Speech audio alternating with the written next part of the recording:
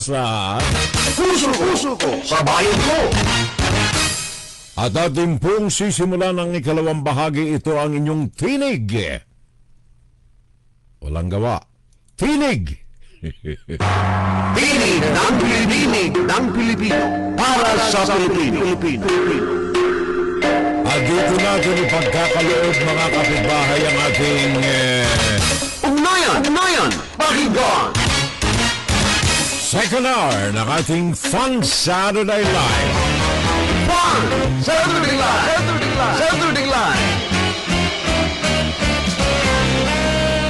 Kagapay po ang inyong abang lingkod, mga mahal ko sa buhay.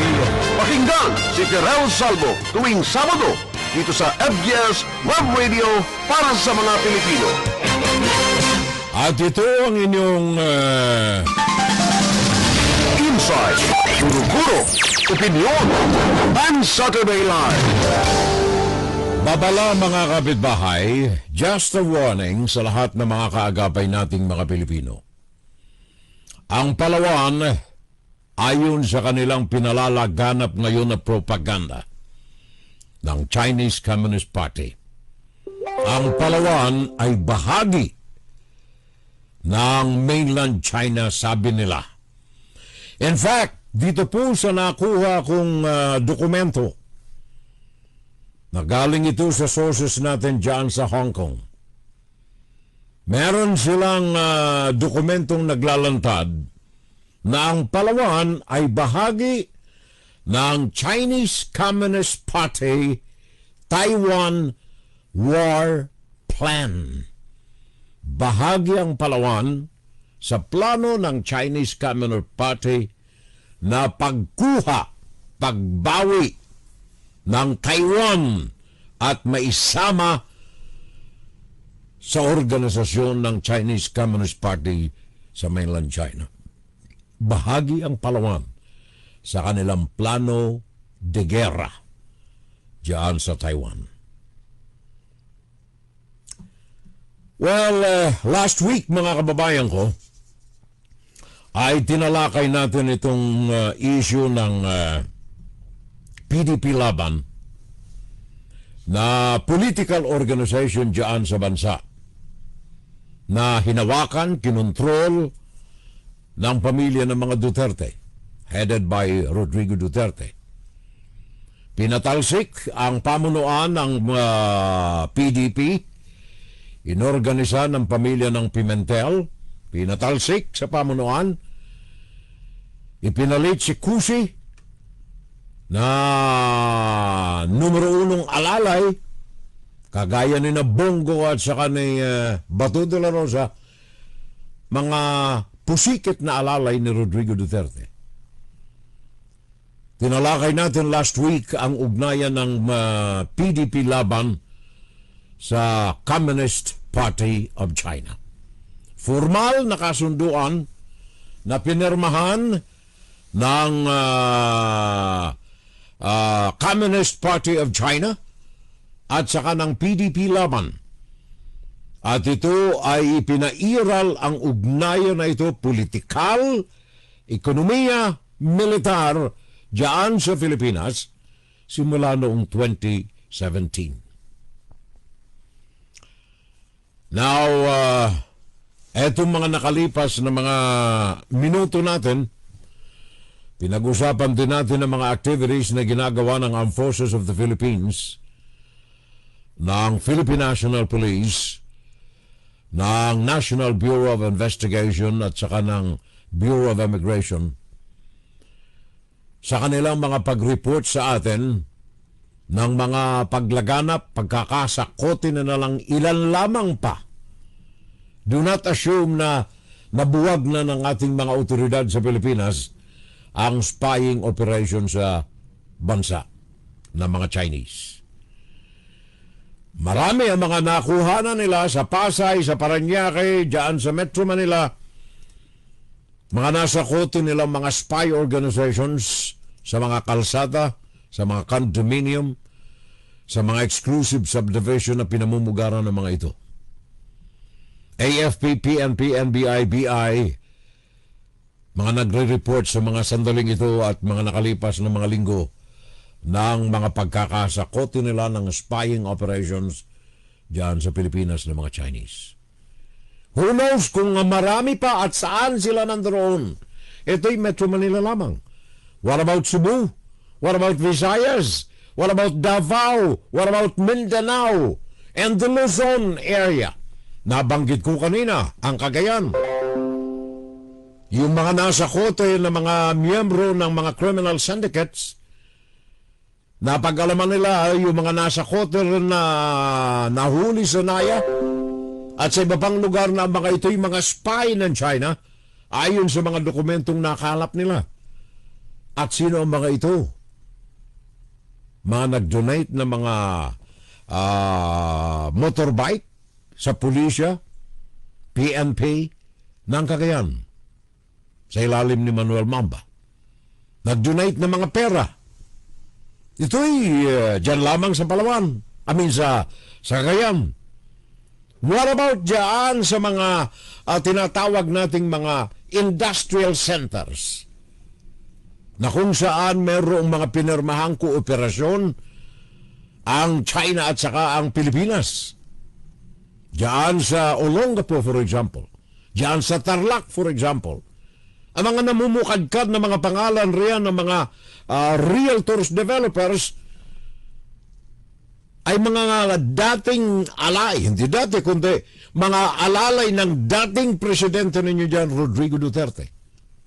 Dennis Uy, for example, dyan sa Tarlac. Ngayon itong mga illegal spam syndicated operations na ito, lahat ng yan ay hindi natin maiaalis ang koneksyon sa Chinese Communist Party. Bakit? Sabagat sinabi ko na kanina na ang mga criminal organizations dyan sa Pilipinas ay coerced sa pilitan na kinukutsaba ng Chinese Communist Party dahil sa kanilang illegal operations. Sasabihin ng CCP, makisama kayo sa amin. Sa mga unang-una, may batas ang Chinese Communist Party na ang lahat ng mga Chinese sa loob ng mainland China at sa labas ng China ay kailangang mag-swear allegiance at mag-report sa pangangailangan ng Chinese Communist Party sa kung saan man sila nandoon. Maging dito sa amin sa Amerika, meron kaming secret police dito sa Chinatown na pinatatakbo ng Chinese Communist Party. Diyan sa Pilipinas, hindi na siguro kailangan ng mga secret police organization ng China diyan sa Pilipinas. Sabagat sa panahon ni Duterte, nasa gobyerno sila ng Republika ng Pilipinas. Kaya yung mga illegal spam na mga syndication operations niyan, hindi natin maiaalis ang imahe ng Chinese Communist Party. Remember, Alice Guo, nasa political system na ng Pilipinas. So ang tanong natin mga kababayan, at ito'y tanong ko na rin ito, sabi nga ni paring Rudy Rodolfo Ryan Eusebio, binanggit ko na ito in 2023. Silent invasion ng China sa Pilipinas. Lalong naging accelerated ang invasion na ito sa 6 na taon ni Rodrigo Duterte. Remember, sabi ni Rodrigo Duterte, di gawin na lang ninyo kaming province of China. Di okay lang. So, dito po sa mga nabanggit ko sa inyo mga kababayan, agreement between PDP Laban and the Chinese Communist Party, mga Chinese spies diyan nag-ooperate sa Pilipinas. Who knows kung ilan pa ang mga gumagala ngayon riyan. At mga pogo operations kasama ng criminal activities na lahat ng mga ito involve ang mga pure-blooded Chinese. Ilan lamang ito. So ang tanong natin dyan silent invasion of Chinese Communist Party in the Philippines? Gaano kalala? Nung araw, ang tanong ko meron ba, totoo ba, na may Chinese invasion ang China sa Pilipinas.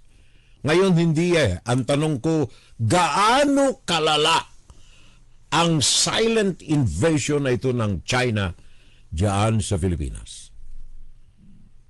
Balikan natin ang issue ng Palawan. Mga kababayan ko, ngayong I think kahapon, I don't know kung naandyan na sa media sa Pilipinas. Hindi ko pa na hahalungkat ang mga latest news dyan sa Pilipinas today. Pero natanggap natin ang report na ito buhat sa ating mata at tenga at ilong dyan sa Hong Kong. Na laganap dyan sa mainland China ang propaganda ng Chinese Communist Party na nagsasabi na ang Palawan ay bahagi ng gobyerno ng Chinese Communist Party. Pinagdidiinan ko ang Chinese Communist Party, mga kababayan ko, sapagkat kagaya ng paliwanag ko noong Sabado, diyan sa China, under the leadership of Xi Jinping, sumusunod ito sa Karl Marx, Vladimir Lenin, at saka Mao Zedong doctrine of communism with Chinese personality or Chinese character ang tawag nila. Ano ito? Ito ay ang pagpapatibay na ang Chinese Communist Party ay siyang gobyerno ng China. Ang mga tao ay mga pawn lamang, mga piyon. Hindi sila mga taong may buhay, kundi mga piyon ng Chinese Communist Party. So, dyan sa Pilipinas, mga kababayan ko, ang target ng propaganda ngayon ng Chinese Communist Party ay ang probinsya ng Palawan. Tumingin kayo sa mga social media authorized by the government of the Chinese Communist Party of China. Nakalantad riyan ang mga propaganda nila na pinalalaganap na ang Pilipinas simula pa noong 1400 ay parte na, kagaya ng Taiwan, parte na ng Chinese Communist Party territory. Mga anong tawag ng mga kabataan natin dyan sa mga webpage, mga platform. There you are. Ang mga platform dyan sa internet sa mainland China, alam naman natin na kontrolado ito eh. Walang na dapat malaman ang mga Chinese sa mainland China na hindi otorisado ng Chinese Communist Party. Ano yung mga web pages nila? Anong tawag nga? Platforms. Yung Weibo. There you are. Weibo ang isa sa mga naalala ko riyan. Weibo, merong isang Chinese sounding propaganda machine dyan sa China. Kyung Hongshu, hindi ko na, Kung Xiu. Parang ganyan eh. Zhang Hongshu. Parang ganyan ang tunog eh. Zhang Hongshu. At saka maraming iba pa. Nagpapalaganap ito ng propaganda ng Chinese Communist Party at ang sinasabi na ang Palawan ay bahagi ng mainland China. At ito ay pinangalanan nilang, asam ba yung pangalan dito? May nilagay silang Jinghe Island. Jinghe Island. Yan ang Palawan. Na ayon sa kanila, itong Jinghe Island, pinangalan nila roon sa isang explorer na Chinese noong 1400 na gumala-gala sa utos ng Ying Dynasty, kung ako hindi nagkakamali. Sa utos ng Ying Dynasty, gumala ka riyan at ang makuha mong mga lugar sa atin yan, sa China. That was 1400. So itong Palawan, Jinghe Island sa kanila, ay kanila raw ito. Okay na sana kung i-claim nila na ganyan, propaganda lang naman eh. Pero hindi eh. Merong nakapaninindig balahibo roon na sinabi sa propaganda na nalathala sa mainland China na ang Palawan ay kanila. Ano ang sabi? sa ilalim ng Chinese Communist Party War Plan, plano ng digmaan sa pagbawi ng Taiwan, kasama ang plano ng pagbawi ng Palawan. Hindi ba nakapaninindig balahibo yan? Mr. BBM, panahon na yata na itodo na natin ang relasyon sa Amerika.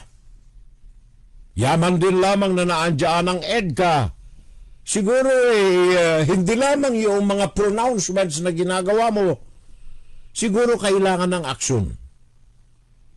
Kailangan ng physical na aksyon para mapatunayan na kung ang Amerika nga ba ay handa na umalalay physical sa Pilipinas. Gawa ng ito po ay hindi biro ito. Na all disputed areas in the West Philippine Sea, sa propaganda ito binabasa ko na salin sa English. All disputed areas in the West Philippine Sea, Taiwan and Palawan must be taken back. Dapat kunin. Propaganda ito ng mainland China, ng Chinese Communist Party. Bagaman of course, sabi ng ating mga dignitaryos dyan sa Pilipinas, no less than former Supreme Court anong tawag niyan, Justice Antonio Carpio, sabi nila walang mga basihan. Sabi rin noong mga Filipino scholars natin, walang basihan yan. Walang basihan nga. Totoo namang walang basihan Pero ipagkikibit balikat ba natin ito sapagat walang basihan? Sabi ng China, all disputed areas, including Taiwan and Palawan, should be taken back. Kailangang kunin uli, bawiin. Na kung titingnan niyo mga kababayan ko, ang tanong ko kanina, meron nga ba talaga tayong silent invasion of China in the Philippines? Gaano ka-efektibo ito? Well, nabanggit ko na sa inyo kanina. Yung mga sister cities na yan, marami. Palawan, meron tayo. Palawan, meron. Davao, lalong-lalo na sister city. Cagayan, sister city. Sino ang mga leader ng mga lugar na ito, ng mga probinsya ito ng Pilipinas? Ang mga ito, ang mga tao na silensyo sa mga pambubudol, panggagago, panggagahasa ng China sa West Philippine Sea. Silensyo ang mga tao na ito. Bakit? Sila'y mga kaalalay ng PDP Laban na permado sa kontrata ng Chinese Communist Party na ang indoktrinasyon ng mga ito ay matibay ayon sa mga propaganda materials ng Chinese Communist Party. So, ano ba ang talagang kalalagayan ng Chinese invasion? Tahimik, silent Chinese invasion diyan sa Pilipinas. Iisa-isahin ko po ang ilang mga punto rito, depende sa oras natin mga kababayan ko. Number one, pinaninindigan kasi ako ng balahibo roon sa mga sinabi ng China. All disputed areas like Taiwan and Palawan should be taken back. Propaganda material ng Chinese Communist Party. So the question is, meron ba tayo talagang mga basis ng invasion ng China sa Pilipinas? Liban dito sa propaganda na ito ngayon, na lumantad. So isa-isahin natin. Alam naman nating lahat, kayong mga naandyan physically sa Pilipinas, alam nating lahat na yung ating exclusive economic zone, ayon sa UNCLOS, ayon sa international laws, atin yan. dapat magtampisaw tayo sa mga produktong yan dyan sa exclusive economic zone. Pero tayo ba ang may control ngayon? Physically, dyan sa ating exclusive economic zone sa West Philippine Sea. Just be honest. Kayong mga nandyan, especially kayong mga mangingisda, marami akong mga kaibigan, mga fishing vloggers, mga nagbablog na habang sila'y nasa laot. Nakakita ko yung mga posts nila, pati na yung mga raw footages ng kanilang pangingisda sa West Philippine Sea. And mismo sa mga pahayag ni Tariela ng ating Philippine Coast Guard, ng mga nagmamanman na mga nasa intelligence group ng Washington, anong mga nakikita natin sa West Philippine Sea? Ang China ay umaakupa ngayon, in fact patuloy na nagpapaganda ng maraming mga artificial islands diyan sa West Philippine Sea. Notably ang 4 na military bases na binuo diyan sa karagatan sa loob ng West Philippine Sea. Hindi lamang yan, yung araw-araw na harassment ng mga PLA, People's Liberation Army, under the guise of Chinese Coast Guard. Mga militar yan eh. Huwag kayong maniwala na mga ito ay mga pure na mga Coast Guard. Militar yan, miyembro ng People's Liberation Army. Ang kanilang pagmamantini ng daan-daan na mga fishing boats kuno. In reality, ang mga ito ay mga kadre at mga support forces ng People's Liberation Army sa West Philippine Sea. And of course, most recently, yung pahayag mismo ng China na aarestuhin nila ang mga tao na illegal na naandyan sa loob ng exclusive economic zone ng Pilipinas kung ito ay hahara-hara riyan. And you will not forget yung mga pambubomba ng tubig, yung laser, yung pambubunggo, etc. etc. Ang mga ito ay mga pagpapatunay lamang sa punto numero 1 natin na ang China ay may silent invasion sa Pilipinas. West Philippine Sea, kahit na pinagyayabang ng ating Philippine Coast Guard, nagpatrolya kami. Nagpatrolya, oo. Pero ang hindi sinasabi ng ating mga miyembro ng Philippine Coast Guard na nakabantay sa kanila ang daan-daan na mga fishing boats at mga miyembro ng Chinese Navy at ng mga miyembro ng Chinese Coast Guard na nagbabantay sa kanila. Wala na tayong nababalitaan. May resupply na ba tayong nabalitaan for the last 5 months doon sa nakasadsad na barko natin na Sierra Madre, doon sa atoll sa West Philippine Sea? Marami tayong naririnig kay Tariela na mga pagbatikos, pero may nababanggit ba siya na regular na supply ng pagkain ng mga sundalo natin doon sa Sierra Madre na nakasadsad na barko ng Pilipinas doon sa West Philippine Sea? Bakit tahimik yata? Wala akong naririnig. Nandoon pa ba sila? Buhay pa ba ang mga sundalo natin doon? O pinaubayan na ito at hinila na ng Chinese Communist Party palayo roon? Kayo, may nabalitaan ba kayo? Ako wala na. Ang mga nababalitaan natin kay Tariela, yung mga anong tawag niya? Paglalayag na freedom of navigation. Pero wala na ako nabalitaan doon sa mga tauhan natin sa Sierra Madre. Punto numero 1. West Philippine Sea. Silent invasion or already invaded? Ikalawa, yung mga pogo natin, mga kababayan ko. Nabanggit ko na ito kahapyaw kanina at sa mga previous broadcasts natin. Tandaan niyo again, as far as yung Philippine Offshore Gaming Operators operations is concerned, ito po ay, sabi ko na nga kanina, sapilitan na coerced ng Chinese Communist Party na sumunod sa kagustuhan ng PLA, ng Chinese Communist Party, CCP. Sumunod sa kagustuhan ng partido, kasama na ang spying, kasama na ang kidnapping, kasama na ang indoctrination, etc. sa operasyon ng Pogo.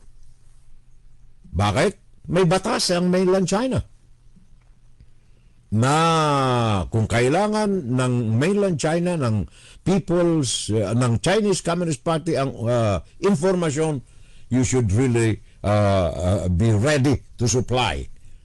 So itong Philippine Offshore Gaming Operators na ito, or Pogo, bagaman pinatatakbo ng mga Chinese-blooded syndicated criminals, ito po ay may malaking influensya ng Chinese Communist Party. One example, sabi ko na nga, si Alice Guo. Ang pagpasok mismo nila sa loob ng political system ng bansa. Napatunayan natin sa mga operasyon ngayon, kasalukuyan ng mga miyembro ng PAOK at ng NBI at ng PNP na malawak ang inabot nito, operasyon ng Pogo sa Pilipinas.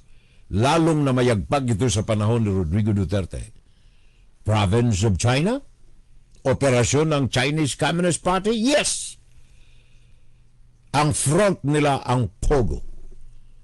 Bambang Tarlac, Purak Pampanga, Cebu. At tingnan ninyong maigi mga kababayan ko, saan nandoon ang mga Pogo na ito? Sa mga tinatawag nilang mga Pogo Hub. Ano ang mga Pogo Hub? Ito po ay naglalakihan ng mga ekta-ektaryang lupain at tinayuan ng mga gusaling malalaki. Eksklusibo. Parang industrial park ang sistema. Ang mga ito ay konsepto ng Chinese Communist Party. Sino ang mga influensya ng malaki nito? Well, no less than your president, former President Rodrigo Duterte. Kaya lumaganap yung mga industrial park na yun. Mga cities na yan. Mga terminolohiya ng Chinese Communist Party. So ang ikalawang invasion sa Pilipinas ng Chinese Communist Party sa magitan po ng Pogo. Number one, nakupado na ang exclusive economic zone. Ikalawa na andyan ang Pogo, na kung saan ay ginagamit, by the way, ng mga nasa political systems ng bansa, political system ng bansa, especially sa panahon ng eleksyon. Who knows kung ilang milyon ang ginamit ng Chinese Communist Party in connivance with pure-blooded operators of Pogo sa bansa. I wonder kung ilang milyon ang pera na ibinusbos noong mga nakalipas na panahon ng eleksyon sa bansa. And, kagaya ng nasabi ko last Saturday, ang eleksyon ngayong 2025 is a crucial moment in Philippine political history. Sa mga dito ay magdidetermina ng kung sino ang inyong magiging presidente sa 2028. At ang China, kagaya ng propagandang pinalabas nila ngayong linggo na ito, na ang Palawan ay bahagi ng kanilang bansa, ang China ay hindi po magpapaubaya sa sino man, especially with American influence, na ituloy ang pag-akupa sa Malacanang. By all means, ang China ay gumagawa ngayon ng hakbang na mapagtibay nila ang pundasyon sa kanilang target Malacanang in 2028. Kaya ngayon, ito pong pera ng Pogo, tuloy pa rin ang daloy nito sa magitan ng mga clandestine operations nito. Salamat sa PAOK, PNP, NBI, PI, at ang mga ito'y nasasakoti unti-unti hanggang ngayon. Ikatlong punto, mga kababayan ko. So, exclusive economic zone, West Philippine Sea, akupado ng China. Silently invaded by China. Underworld sa Pilipinas. Underworld, criminal elements, triad, invasion sa Pilipinas completed. Silent invasion sa magitan ng mga illegal na operasyon sa bansa. And most importantly, pangatlo, mga kababayan ko, yung connivance ng ating mga Manchurians sa political system ng bansa. Connivance between the Chinese Communist Party at mga Manchurians sa bansa. Sa unang oras natin, nabanggit natin ang ilan dito.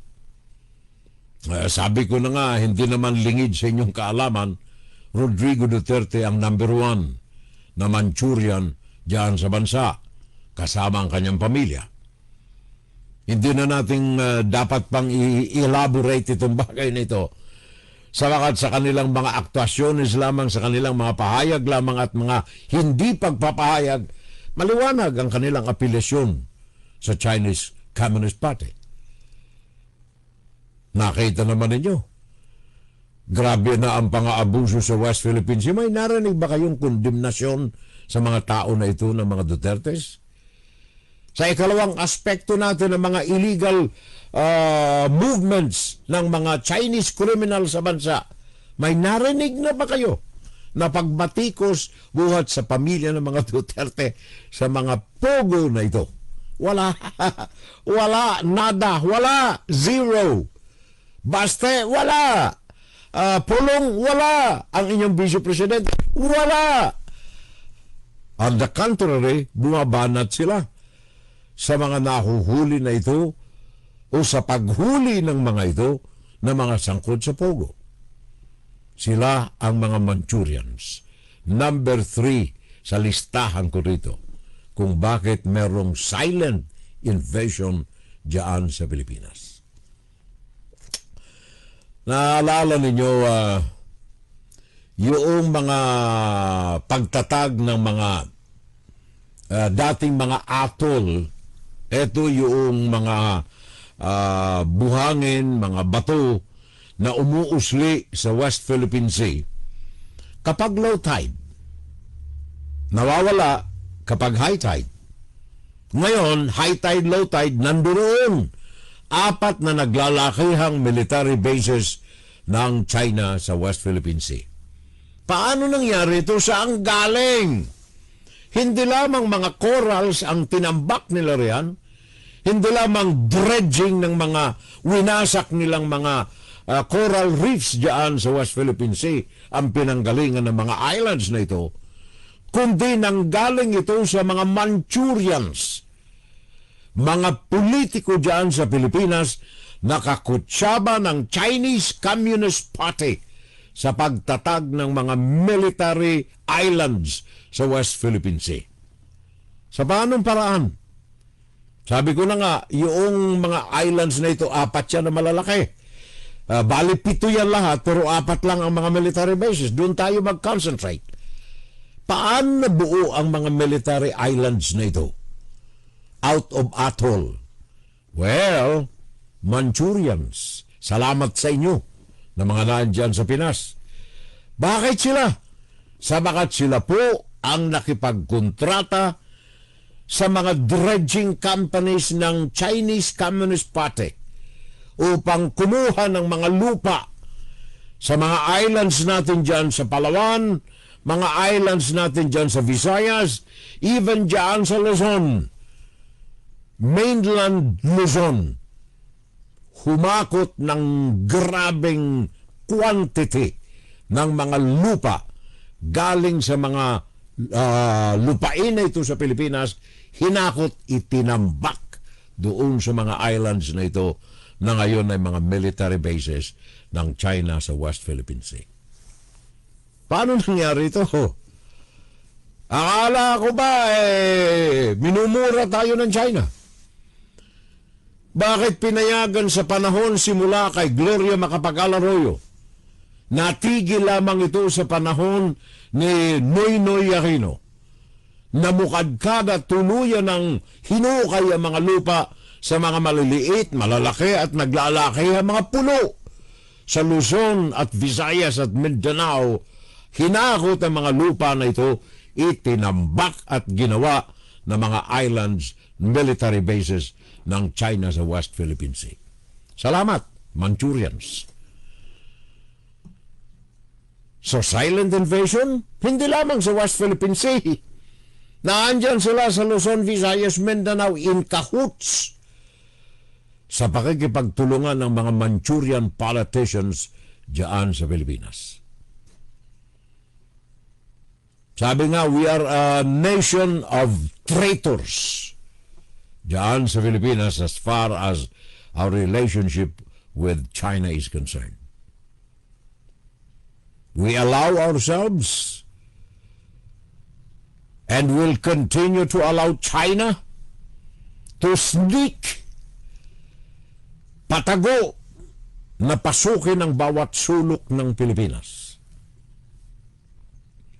Ang pangapat na punto nito, ang supplemental propaganda ng China focused on Philippine audience. Nakafocus ito hindi lamang sa mga Manchurians diyan sa Pilipinas, mga kababayan, kundi sa common tao na ginugutom ng mga politiko na ito riyan sa Pilipinas upang sa mga panahon ng eleksyon like this year, maninikluhod ang mga gutom ng mga Pilipino na ito diyan sa mga politicians natin. Marami riyan mga Manchurians at hihingi, maninikluhod, hihingi ng tulong kahit na isang salop na bigas man lang at 4 na lata ng ligo para makakain sila, at least sa panahon ng eleksyon. Kaya kayo ginugutom ng mga politiko na ito Ginagamit kayo na manatili sila bilang mga dynasty sa pwesto at maging hibla ng kanilang pangungurakot sa gobyerno. Last week, nabanggit natin yung mga akap na yan. Yung mga AX na yan. Sabi ng mga politiko, eto, bigyan ko kayo ng 3,000 o 5,000. May mga politiko ba riyan na bumabanggit na itong mga ibinibigay nila ay hindi galing sa kanilang bulsa, kundi galing kay Juan de la Cruz, sa mga buwis na ibinabayad ng mga mamamayan ng mga taong legal na mga Pilipino. Kinukurakot nitong mga Manchurians at iba pang mga politicians na nabibilang sa mga dynasties upang bilhin ang inyong boto. And how many millions of pesos, maaring dolyar converted to Philippine money, ang nanggagaling dito sa Chinese Communist Party sa magitan ng affiliated political party ng Pilipinas headed by PDP Laban. How many millions of dollars flow to the political systems of the country para bayaran kayo at mahalal ang mga Manchurians na ito upang maging madali ang silent invasion ng China maging sa political system ng bansa. Kaya yung mga propaganda na ito, mga kababayan ko dyan sa Pilipinas, bantay kayo. Marami riyan ang gumagamit ng mainstream media natin at ng social media sa Pilipinas para palaganapin ang mga propaganda materials ng mainland China. Salamat sa mga Manchurian supporters na gumagamit ng mga trolls, gumagamit ng mga propaganda sa social media upang pasukin na totalmente ang Pilipinas sa magitan ng clout nito through the Manchurians in the government. Well, of course, kaagapay nito mga kababayan ko, yung paggamit, sabi ko na nga sa inyo kanina, pera, paggamit ng Chinese Communist Party money upang ma-influensyahan hindi lamang ang mga Manchurian sa Pilipinas, kundi maging ang mga nasa media, so-called media, sa magitan ng kanilang mga false propaganda, social media and mainstream media. At nang masaklap nito, ang nagsusulong pa nito ang mga leader natin riyan with thick influence of the Chinese Communist Party. Mga leader ng bansa in cahoots and in connivance with the Chinese population, sympathetic to the Chinese Communist Party sa bansa. And of course, huwag nating kaligtaan, ako'y saludo doon sa selebrasyon ng People Power Anniversary last week, 25. This week pala, last 25. Ako'y nagpapasalamat sapagat marami, daang libo from Luzon, Visayas, Mindanao, thank you sa mga kabataan natin, especially sa mga estudyante natin, sa kanilang pagliban sa klase upang ipabatid sa mga nakakalimot na mga Pilipino ang kahalagahan ng people power noong nakalipas na 25 ng Pebrero. Salamat sa kanila. Sapagat dapat silang maging aktibo. Dapat silang magising sa katotohanan na maging ang educational system ng Pilipinas ay pinasok na ng Chinese Communist Party. The educational system in the Philippines. Tingnan ninyo itong tinatawag nilang Confucius Institute. 4, bali 5 na mga universidad na pinagpipitaganan sa Pilipinas ang nagparahuyo at nagpaubaya sa Chinese Communist Party upang pasukin ang mga universidad na ito sa indoctrination campaign nila.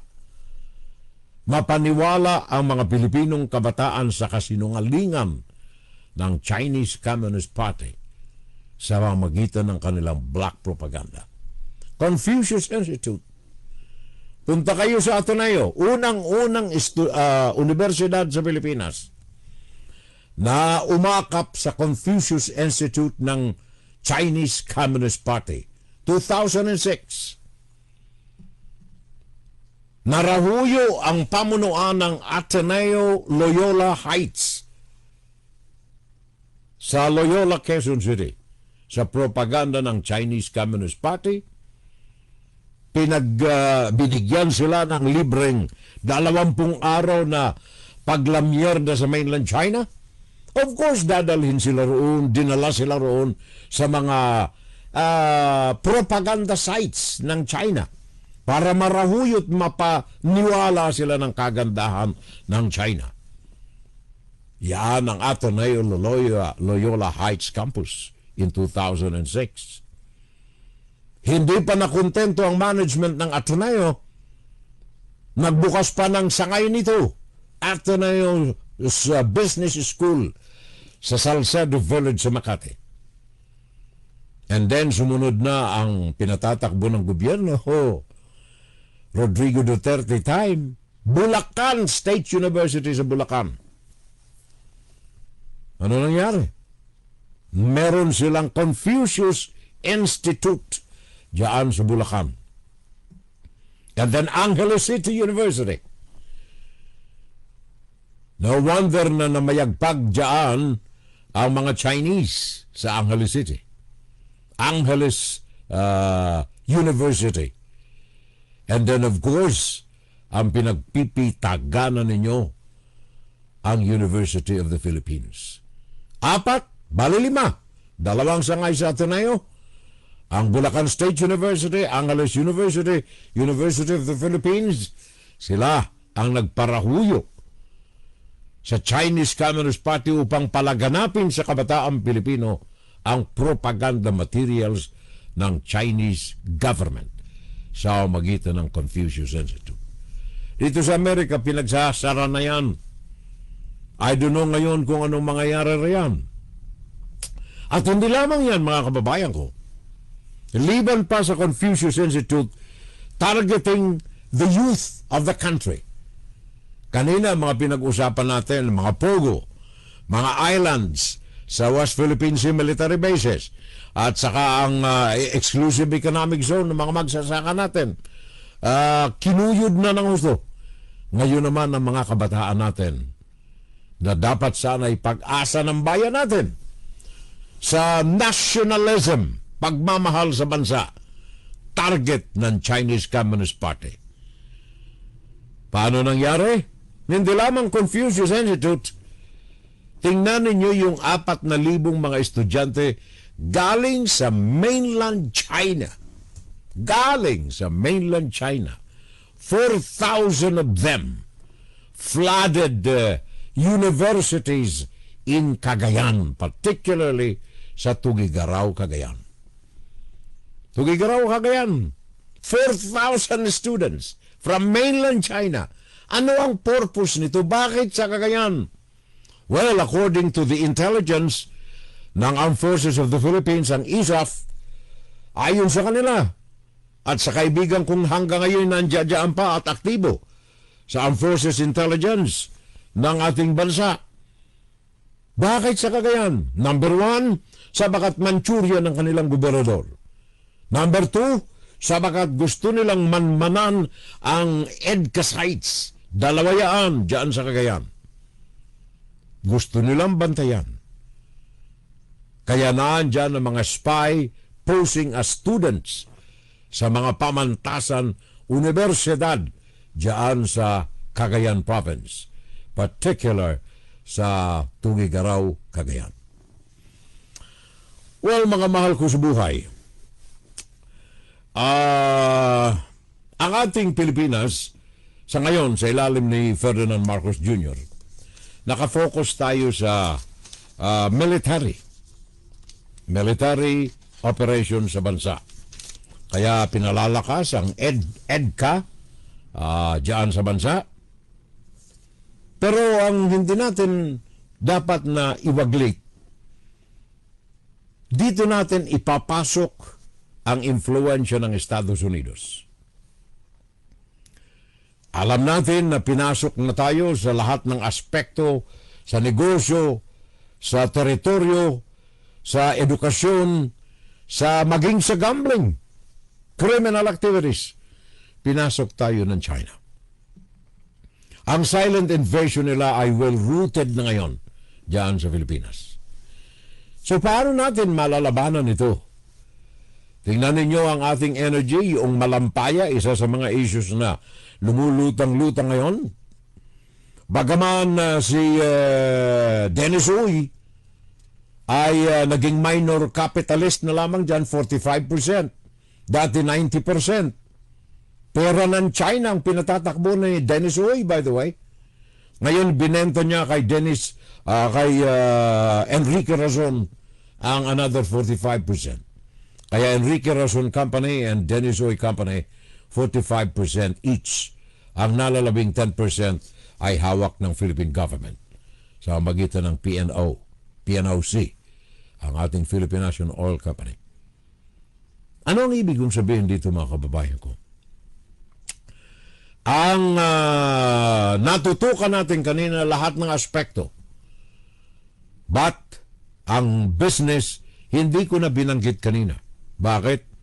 Sabagat alam naman natin kontrolado ang negosyo sa Pilipinas ng China.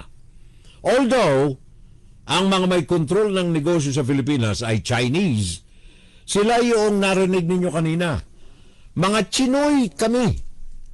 Kaya nga hinamon ko sila kanina. Mga Chinoy kami eh. Hindi kami mga komunista. Pinanganak kami sa Pilipinas. Ito ang nanay namin, tatay namin ay galing sa China.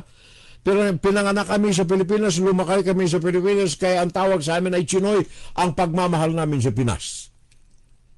May kontrol ng ekonomiya ng Pilipinas. Pero tandaan niyo ang batas ng China.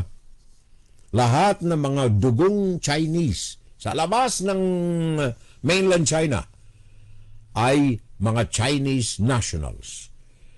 And therefore, may karapatan ng Chinese government, ang Chinese Communist Party, na utusan sila. Kung hindi, hahantingin sila kahit sila'y nasa labas ng Pilipinas.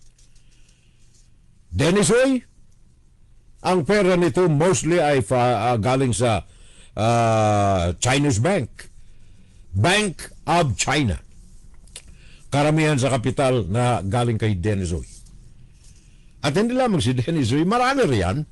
San damakmak riyan ang pera galing sa Bank of China. Sa magitan ng Bank of China, pera ito ng Government of People's Chinese Communist Party. Kaya, dito po mga babayan ko, dapat ay palawakin natin ang ating paningin. Ano ang kalaban ng China? Amerika. Saan tayo nakasandig ngayon dyan sa Pilipinas sa magitan ng administrasyon ni Marcos? Amerika. Ang bagong pamunuan ngayon ng Amerika under Donald Trump ay nakatuon ang atensyon sa Pilipinas. Alam man ninyo sa hindi, ang kasalukuyang gobyerno ng Amerika ay nakatuon sa Pilipinas. Kilalaan ni Donald Trump ang kahalagahan ng Pilipinas sa kanyang mga pangarap dito sa Amerika, sa kanyang mga ambisyon para sa MAGA, Make America Great Again.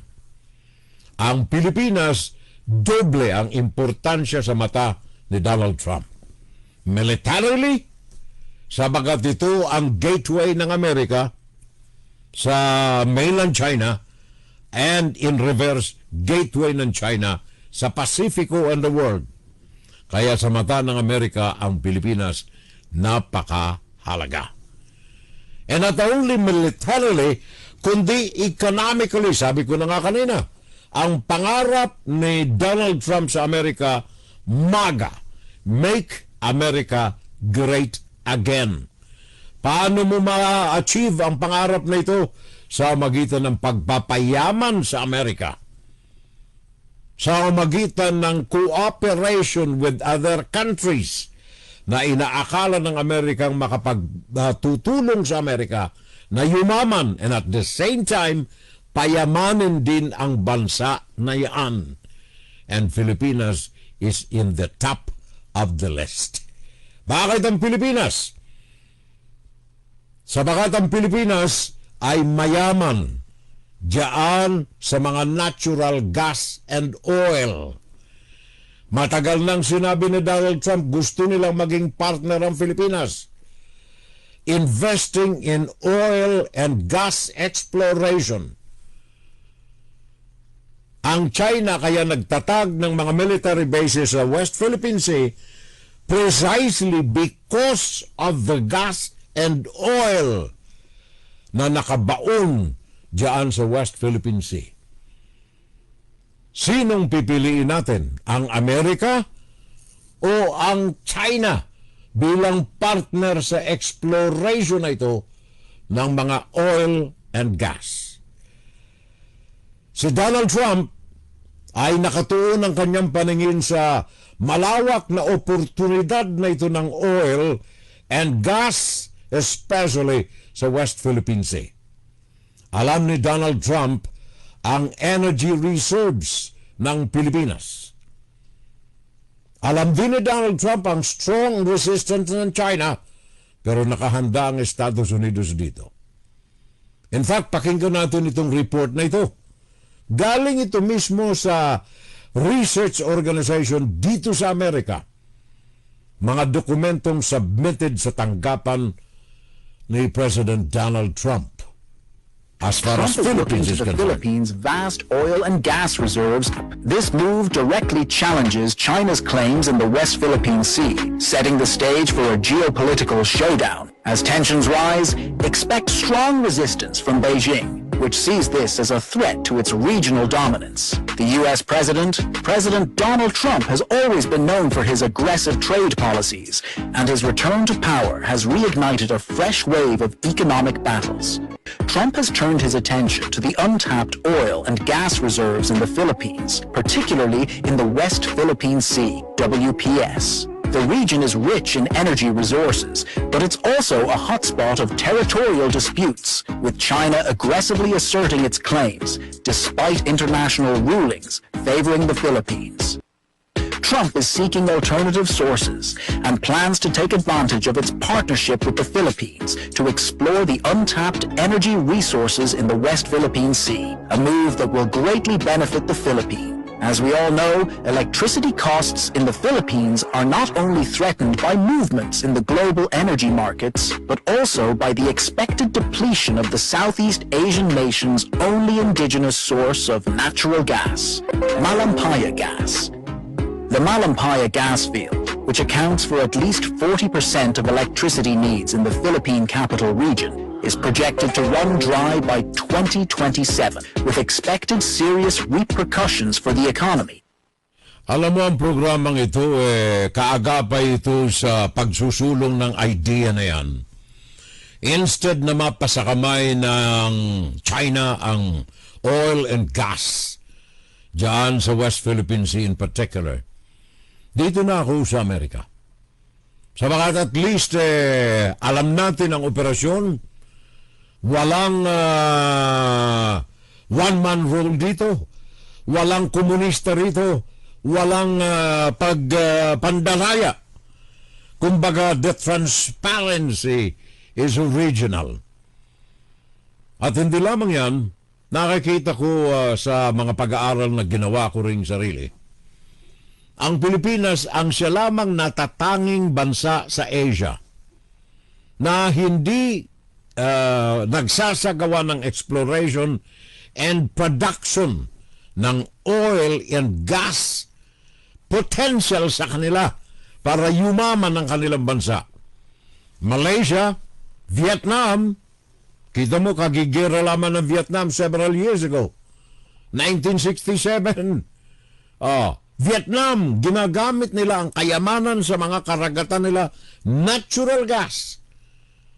Malaysia, Indonesia, ang mga ito'y mga mayayaman sa gas sabagat hindi nag-atubili na gamitin ang kanilang natural wealth, ang kayamanan na dulot ng oil and gas. Pilipinas lamang ang wala ng exploration na ito.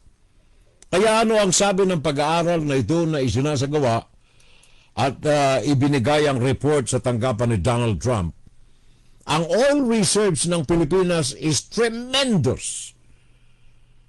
Kaya sa pahayag ng administrasyon ni Donald Trump, as far as the potential partnership between the United States and the Philippines in the oil and gas exploration, sabi niya ng White House, ituloy natin, handa natin na ipagtanggol ito laban sa kamay ng Chinese Communist Party. With Trump eyeing the Philippines' oil and gas deposits, the U.S. intends to partner with Philippines to explore this vast energy reserves, regardless of whether China will retaliate or not. The U.S. is ready to fight back. It is no secret that today's focus of the U.S. Navy is preparing for the possibility of conflict in the Pacific by 2027. And a recent maritime exercise with the U.S. and the Philippines in the South China Sea, the fifth such publicized exercise, is a move that will likely irk China. The Philippine military said in a statement it held a maritime cooperative activity with the U.S., its first for the year and fifth overall since launching the joint activities in 2023. Security engagements between the two allies have soared under Philippine President Ferdinand Marcos Jr., who has pivoted closer to Washington, allowing the expansion of military bases that American forces can access, including facilities that face Taiwan. According to the report, Manila is the only claimant not developing hydrocarbon resources on the portions of its continental shelf covered by China's 9-dash line. Trump has turned his attention to alternative supply chains, emphasizing the potential of the Philippines' oil and gas reserves. His renewed interest comes amid calls for the U.S. to strengthen its economic and military ties with Manila, reinforcing the Philippines as a strategic partner in the Indo-Pacific region. For Washington, securing a reliable energy source from the Philippines presents a win-win scenario. It not only reduces dependence on Middle Eastern and Canadian oil, but also strengthens U.S. influence in a region increasingly dominated by China. Itutuloy natin ang usapan natin na ito mga kababayan ko next Saturday sabagat mahalaga ito para sa kapakanan, sa independensya at sa kayamanan ng Pilipinas. Sabagat ang mga Pilipino ay Puso ko sa bayan ko. ay dyan ang ating insights mga kapitbahay, ang ating tinig para sa mga Pilipino. Tinig ng Pilipino para sa Pilipino. Bahagi ito ng ating paglilingkod sa ating mga kababayan. Public service. Ugnayan, pakinggan. Kagapay po ang inyong abang lingkod mga kapitbahay, ang inyong Pakinggan si Kerel Salvo tuwing Sabado dito sa FGS Web Radio para sa mga Pilipino. at napakinggan ninyo ang second hour ng ating Fun Saturday Live. Ito ang Insight, Guro-Guro, Opinion, and Saturday Live.